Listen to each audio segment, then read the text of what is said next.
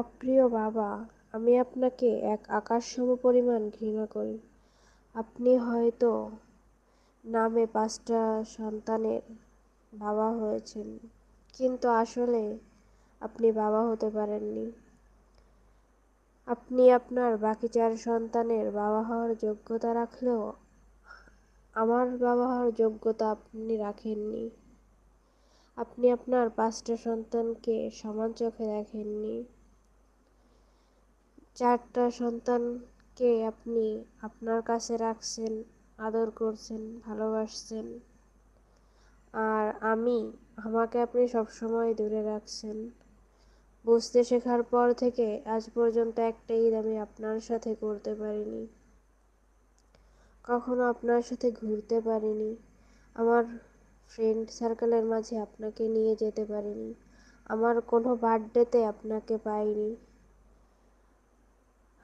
আপনি শুধু নামেই আমার বাবা, কিন্তু আপনি আমার কোনো দায়িত্ব পালন করেননি।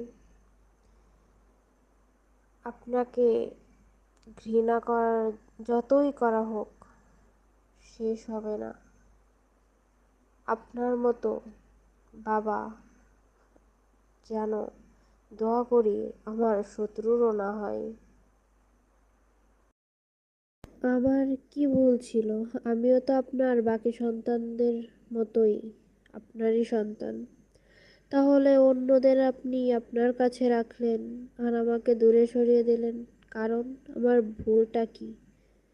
আমি কি অপরাধ করছিলাম?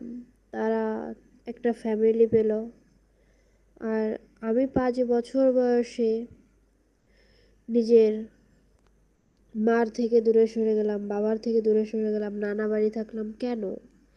তারাও আপনার সন্তান, আমিও আপনার সন্তান। তাহলে তারা আপনার সাথে থাকতে পারলো, আমি কেন পারলাম না? আজকে আমি অবাধ্য, আমি ঘাড় তেরা, রাগী, আমি খারাপ, অনেক কিছুই তো বলেন। তো কারণটা কি কখনো বলছেন নাকি জানতে চেয়েছেন? আপনাদের কারণে আমি খারাপ হইতে বাধ্য হইছি, তেরা হইছি।